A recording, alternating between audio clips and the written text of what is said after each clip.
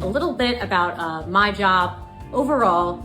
So I work as a cost estimator, cost analyst. I got my bachelor's degree in math at Lehigh, master's in statistics. So this is not a accountant position. It's not a finance or econ position. It's a statistical one. So for example, if there's a NASA cost cap of say $500 million, and these engineers and scientists are like, we want to go to Venus.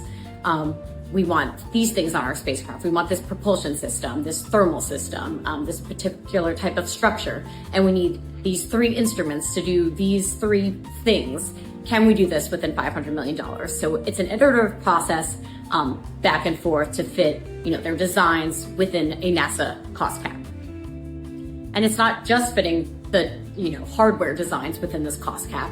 When we're working on a full mission cost estimate, we're working on the cost estimate for the entire mission. So the project management, the systems engineering, the mission and quality assurance, the science, the payload of instruments, the spacecraft, the mission operations, the ground data system, the launch vehicle, and the integrating and testing of the spacecraft.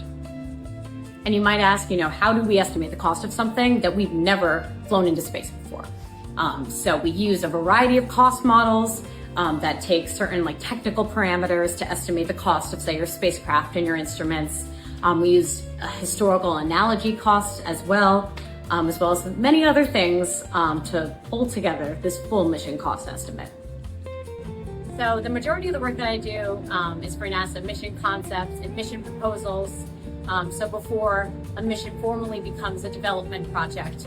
But there's definitely work I do along the way. So for example, for IMAP, I worked IMAP's Critical Design Review, or CDR. This is a formal review presentation, multi-day review to NASA to show them essentially our progress on the project. And if we get the go-ahead from CDR, we can proceed to the actual fabrication of the spacecraft, the instruments and such.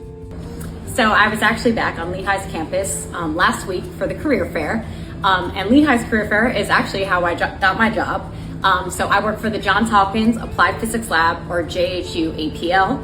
And I went to the career fair as a grad student, and I learned about all the cool things that APL does. And then a couple months later in November, I was called down to Maryland for an interview, got the job, and have since then, for the past 8 years, been working for APL.